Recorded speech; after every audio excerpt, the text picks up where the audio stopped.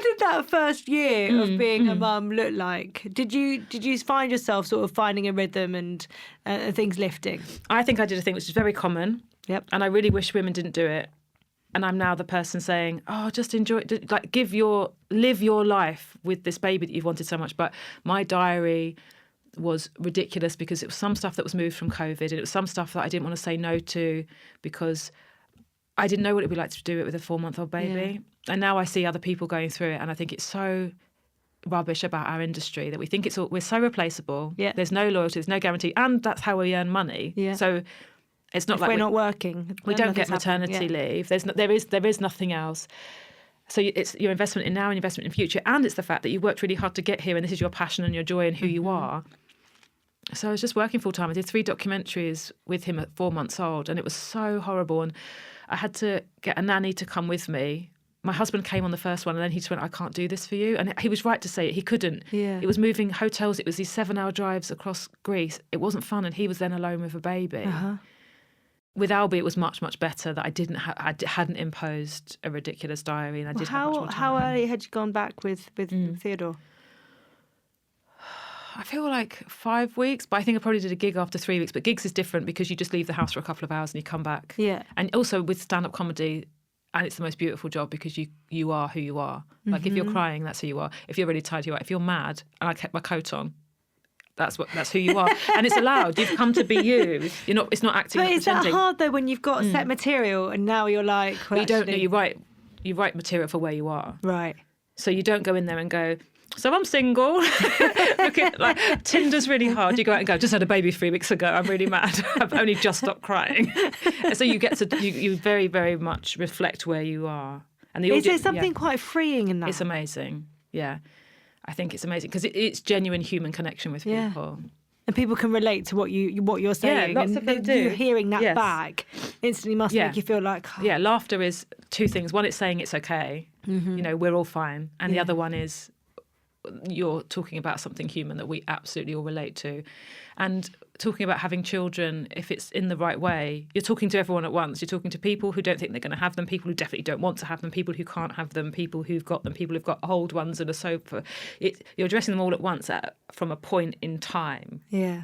Just to sort of let them in. Yeah. Yeah. And ideally, you should make them all feel grateful that they're not you. Although it is lovely, occasionally I'll get a message at the moment when I'm sort of talking about having these 2 young ones and no sleep, I'll get a message from mum going, oh, you've made me feel so much better about how shit my life is. Just nice. Yeah, it is. Oh, here's something I didn't know until I had children, is how supportive mums are to other mums. Yeah. So I went to Australia and because I wanted to take Theodore to Australia to meet Steen's family, I put some gigs in Sydney. So we went when he was 13 weeks old. And all of my messages after gigs was, well done, so well done you to go out and do a show when you've got a 13-week-old baby. And I was like, oh my God, what is this club? When I got off the first flight from Australia and I unpacked my bag, that's when I cried because I had packed 2 novels and a sheet mask as if I was going to do a face mask because I was remembering what flying was. Yeah. And it was like, that's not your life anymore. No. A novel and a sheet mask. No, but it will come back. Yeah, maybe. It will come back. And your kids will turn to you and go, Mum, what have you got on your face? You'll be like, it's a sheet mask, darling, don't worry. I've got a lot of catching up to do. So talk to me about going again and having Albie. Like, at what point did you kind of go, well, again, did you decide time-wise? In some ways, I wasn't very kind to myself because, again, with age, I've been so lucky. I'd had Theodore at 40. The point that was supposed to be my cut-off and not had children, I became a mum. I had this massive, healthy baby boy. Couldn't be more lucky.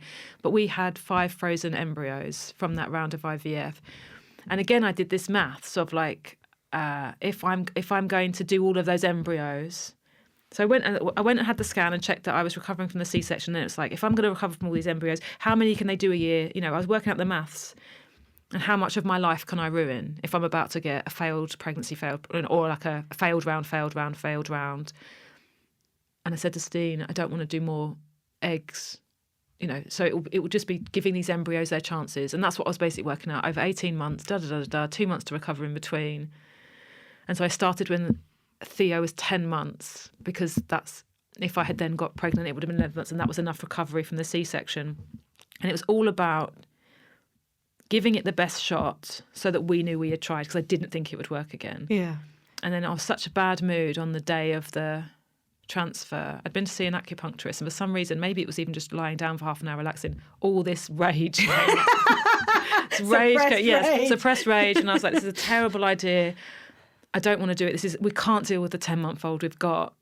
Yeah. Because he'd just started walking, which is when, the injuries and then you realise how easy it's been. This whole time you thought it was hard. They stayed where you put them. Yeah. That little loaf of bread stayed where you're like, oh yeah, we're exhausted. And so he just started walking. I was like, this is a terrible mistake. We can't cope with the one we've got. And Steen was like, and that's when I knew it was going to work again. It was like when I was going, we mustn't do it, we mustn't. And then, of course, went and did it. Really didn't think it was going to work. Do you think part of you was protecting yourself from I think it as well? so. I think I had to always tell myself it wouldn't. Yeah, a little bit of control, but also because you're just trying to tell yourself those things. Of course, you have to think positively, but you also feel like you have to be realistic, and you have to tell yourself your life is okay without it. Well, and I think especially after a loss, right? Because you almost, you want yourself, you want to protect yourself. Yes, yeah. You don't want to get carried away. Yeah. And you can't assume with doing an embryo transfer that it's going to work. And I just remember how long that 2 weeks had been before. So I think the embryo transfer had been like 4 or 5 days away ago. You're not supposed to test till 12 days, till the HCG, I think the hormone is, but it's high enough to show on a pregnancy test, but everyone does test earlier. Because you test to see if there's something faint there. And sometimes the reason they tell you not to is that you can have hormones in your system from the trigger shots and stuff that show up on a pregnancy test. So you get a false positive and then 2 days later it's blank. So I had a gig somewhere like Nottingham and I did a pregnancy test on the train back because I wasn't with Steen, and it was completely blank, and I was hugely disappointed. I was like, oh God, I hadn't realised how much I wanted this. Oh my God. But it was only day 5 and I went home to Steen and I was saying I shouldn't have done it because this is why they tell you not to do it. And I know it doesn't mean anything, but I just did it. And then I went to the shops and got another pregnancy test. Really? Yeah. And then there was a very faint line on it. He couldn't see it. I was walking on the street going, it is there. It is there. And that's when I knew. I was like, oh, it is there. It is there. And he was going, okay. I was like, it is. If you hold it to the light, I can see it. It's so faint. The other one didn't have anything on it. Yeah. It didn't have anything on it. And then I just kept testing. I mean, I that was the thing that happened because I had a miscarriage. I did hundreds of pregnancy tests through Theodore's pregnancy. It was so stupid. And I did all those ones that tell you how many weeks you are because I kept being so worried about the drop. Yeah. Because that's what I hated about having a miscarriage. Is like I felt so different so quickly before I started bleeding. And it's just, that's the head fuck, because then I was waiting for that. Yeah. And then, with Albie, I was like, try not to do so many pregnancy tests, because again, it's such a waste of single-use plastic as well. It's the other thing. They're all still in my house. Hundreds and hundreds of pregnancy tests, just not discoloured. Used ones. Yes, used ones. Why have you got loads of? Because it felt superstitious to throw them away. And at some point, I will have to throw them away, or my kids are going to have to grow up in a house. I can see an amazing documentary. Yeah, well, like I'm a hoarder, Sara but Pascoe. only for used pregnancy tests.